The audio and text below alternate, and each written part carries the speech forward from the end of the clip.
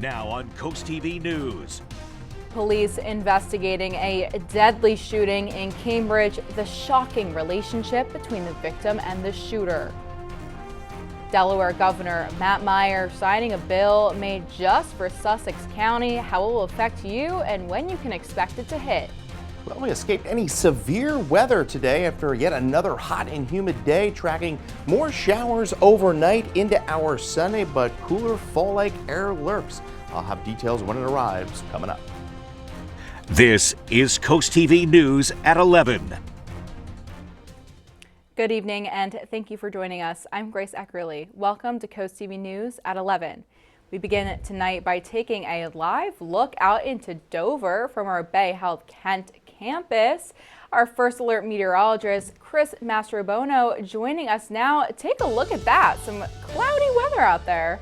Yeah, you know what, Grace? It was another hot and humid day. Check out some of these high temperatures we had today. 92 in Georgetown, 93 in Salisbury after we only hit 90 once in the month of August. So right off the bat here, 2 90-degree days here within the first week of the month. And we escaped any severe weather. The severe threat has come to an end. But we still do have a threat of some scattered showers overnight. You see this boundary, this cold front, it's going to kind of stall out right over us, and this area of low pressure is going to kind of pivot along that front, kind of like a train track. So we're going to keep the shower threat really in play through the overnight and at least for a part of our Sunday. You could see the cooler air back across western Pennsylvania as well as Virginia and Ohio. Temperatures are in the 50s, but right now we're still quite mild and muggy at this hour, holding at 74 in Salisbury with that dew point 68. So still in that kind of uncomfortable range. Temperatures right now anywhere from 73 in Rehoboth, 72 Milton to 72 in Laurel. So we're going to begin the day tomorrow quite damp, a lot of clouds, some scattered showers. I think we'll try to see some late sunshine there. Some of the models holding the cloud cover on through most of the day, but I think most of the day we are socked in clouds with some late clearing. But we begin the week with plenty of sunshine and beautiful temperatures, feeling really nice as we start the second full week of September. We'll talk more about the fall-like temperatures ahead in that full 7-day forecast. Grace. Thanks, Chris. Senate Bill 176 signed into law this week by Delaware Governor Matt Meyer. The goal to allow the county to add a school impact fee on new developments, but the county would have to enact the ordinance first. The bill only applies to Sussex County. This is now in the county council's hands. They would have to pass an ordinance to apply this impact fee. As stated in Senate Bill 176, a 1.25% fee on building permits would go towards school construction. Note that this fee does not apply to projects under $30,000. CoastTV News spoke with one man who grew up in Sussex County, and he's seen the growth firsthand. As long as it gets to the schools, if that's where it's actually going, I think it might actually be a good thing to help some of the people with the development in the area, help some of the schools around here. Again, this still has to get the green light from the Sussex County Council. The county spokesperson tells us that there is no timeline on if or when this will be discussed by the council. A teen accused of shooting his stepfather in Cambridge. Police say a man was found with a gunshot wound to the face at a home on Skinner's Court around 11:30 a.m. Friday morning. The victim's flown to shock trauma for his injuries. His current condition has not yet been released. A 15-year-old suspect taken into custody. So far, no word on those charges. That investigation ongoing in Cambridge.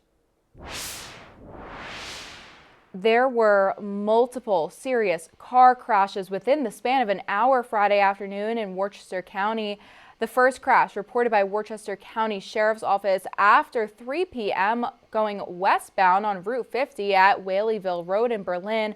A second crash in Bishopville on southbound Route 113 at Whaleyville Road involved a tractor trailer and a car. That's according to police.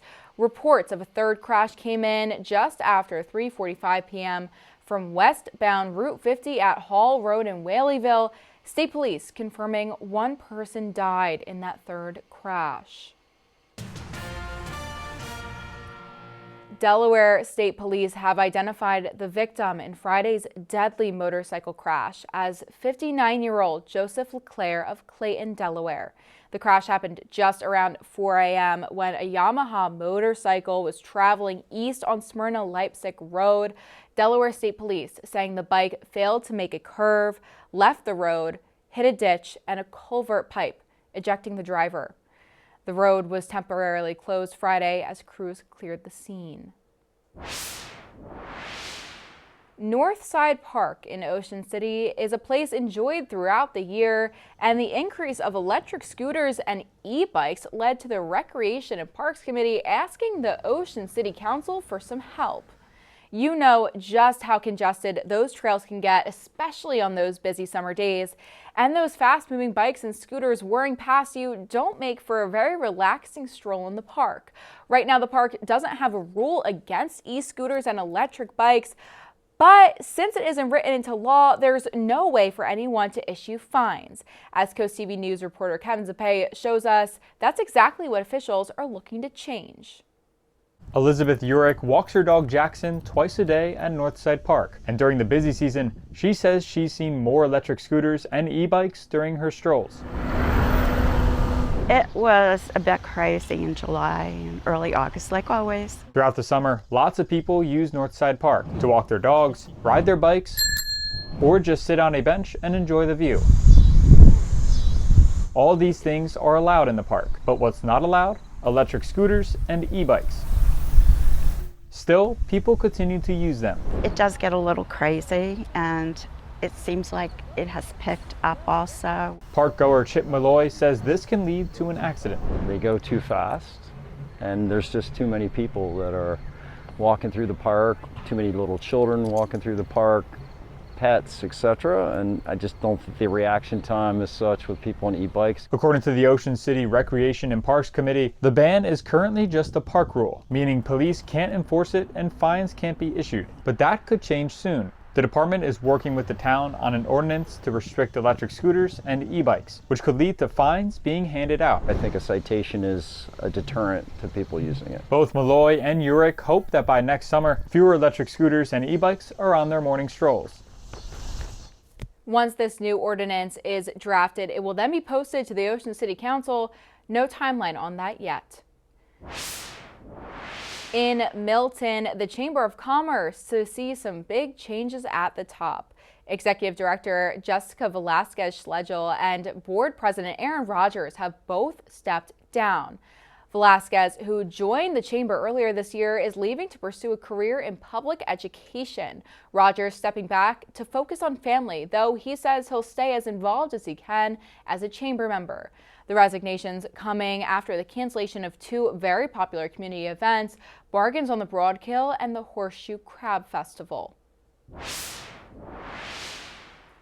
Classes are back in session at Salisbury University, and there's a new major making waves. At least a dozen students are enrolled in coastal engineering, now an official major at the university. While the courses have been offered at the school for a few years, school officials say it's elevating it to a full major, which takes advantage of Salisbury's unique location right between the ocean and the bay. Delaware students can now show off their creativity while learning about conservation. The state's annual conservation poster contest is officially open to all K-12 students, including public, private, charter, and homeschoolers. This year's theme, Home is Where the Habitat Is. Hand-drawn posters are welcome from all students, while digital art is accepted for grades 7 through 12. Cash prizes of $50, $25, and $15 will be awarded to the top 3 winners in each group. The first state buzzing with new efforts to protect pollinators. DENREC launching Parks and Pollinators. It's a national campaign now taking place in several Delaware state parks and the Brandywine Zoo. The goal, to raise awareness about the pollinator crisis. Officials say 75% of flowering plants and over a third of crops depend on not just bees, but beetles, butterflies, and even bats. All those playing a crucial role in helping plants thrive. Overseas, hundreds are paying their final respects to Italian fashion designer Giorgio Armani today. Armani died Thursday at his home in central Milan, surrounded by loved ones. He was 91. Today, mourners filed into the Armani Theater. fellow designer Donatella Versace and Milan Mayor Giuseppe Sala were among those visitors. The public viewing will continue through Sunday, and Armani will be buried following a private funeral. The Trump administration's use of the National Guard is sparking backlash. Protesters were held at various cities across the country on Saturday. NBC's Jen Sullivan reports on the White House's efforts to combat crime and the pushback it's receiving from many Democratic leaders.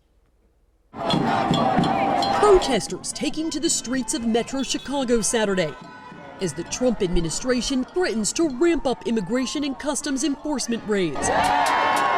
The move is sparking outrage among many Democratic state and local leaders in Illinois. Know that there is the possibility that ICE will be on the ground and causing some mayhem. Please protest, pull out your phone, video everything that they're doing. The White House has also threatened to deploy National Guard troops to Chicago to help combat crime. Over Labor Day weekend alone, police say at least 7 people were killed and more than 50 others were wounded in several shootings across the city. These people are sick. There's something wrong with them. Protests also staged in Washington, D.C. Saturday and Savannah, Georgia, Friday, just days after a massive ICE raid at a Hyundai plant west of that city. We need all work to end on the site right now.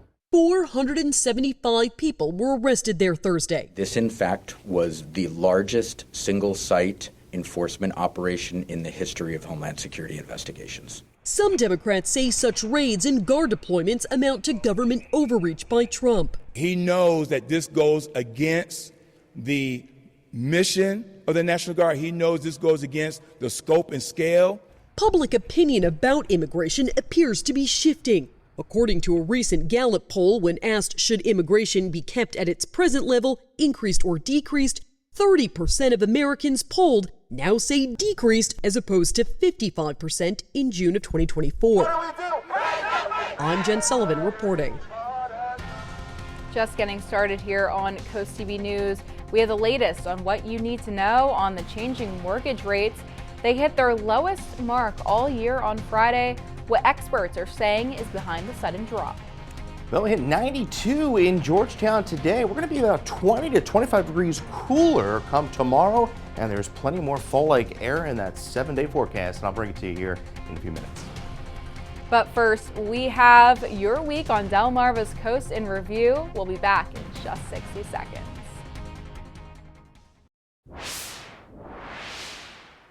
From commemorating the end of World War II to the prospect of a Whole Foods, Target, and a Costco coming to Lewis, there was a lot going on this week here on the coast. Coast TV's Charlie Sakaitis has a look at our week in review. Monday, hunting enthusiasts got a win as a law that would have required supervision for hunters between the ages of 18 and 21 was struck down by a Delaware judge who said it violates the Second Amendment. The bill was originally signed in 2002 after fears over mass shootings.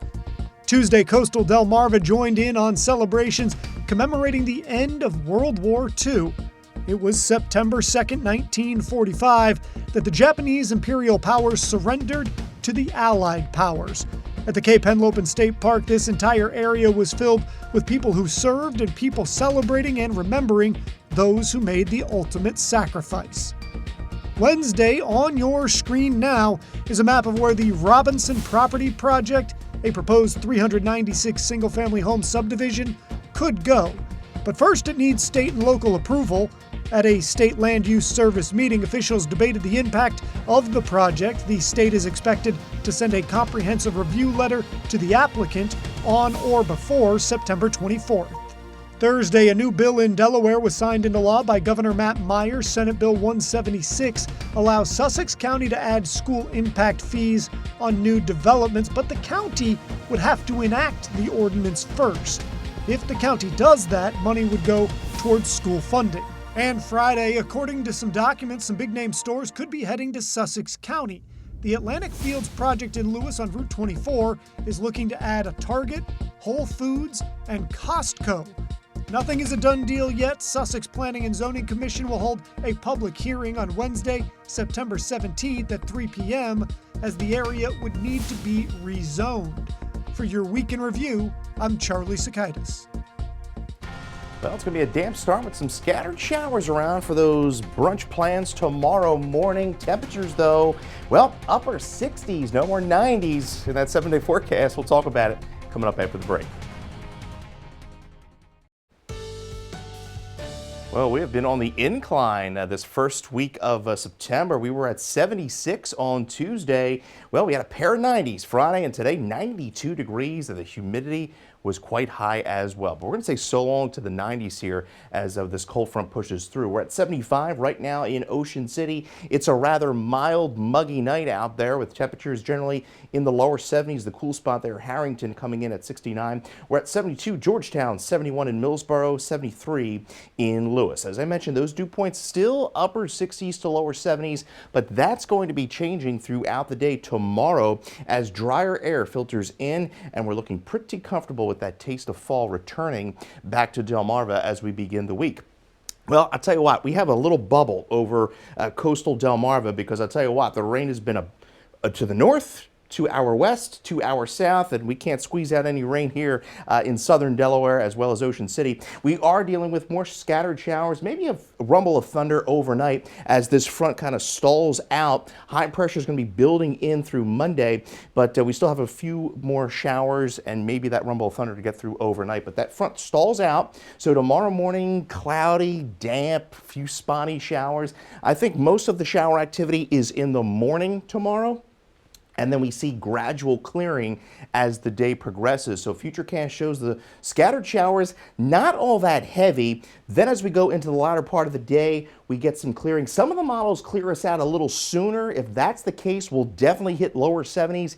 If we don't get any sun at all, we're going to be stuck in the 60s for most of the day. And then by Monday morning, you see we're back into the low to mid 50s. And by the afternoon, sunny skies, lower to mid 70s, and it gets even better through the late part of the week. Now we get into a little kind of nuisance system as we get into late Tuesday through Wednesday. There's going to be a coastal system that develops well to our east. Now, how close does it get to us remains to be seen, but we could see a few showers, some drizzle at the coast, but definitely some added cloud cover as we go into the day on Wednesday. And then as that system scoots out to the east, we see another cold front come through, and Friday through next Saturday looking very nice. So 63 tonight, scattered showers, muggy.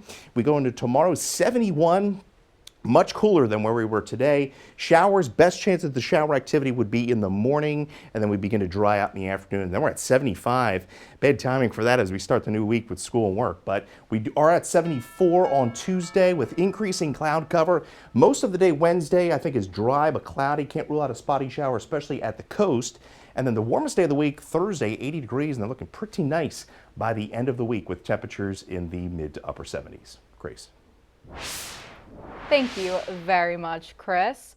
Mortgage rates saw their biggest one-day drop in over a year on Friday. That's according to Mortgage News Daily. The average 30-year fixed fell 16 basis points Friday. That is the lowest since October and the sharpest one-day drop since August of 2024. Rates may have peaked in July, but a weaker August job report is shifting the market. And speaking of those mortgage rates, in Washington, D.C., President Trump signed the Homebuyers Privacy Protection Act on Friday. According to the U.S. government, this is the bill that limits when credit reporting agencies can share your credit report during a mortgage process. Now they can only do so if it's a firm offer and either you've given written consent or the lender already has a relationship with you, like originating your mortgage, servicing your loan, or being your bank. After the break here on CoastTV News at 11, a violinist unexpectedly detained by ICE has now been released. He and his wife speak to NBC News for the first time since their harrowing ordeal.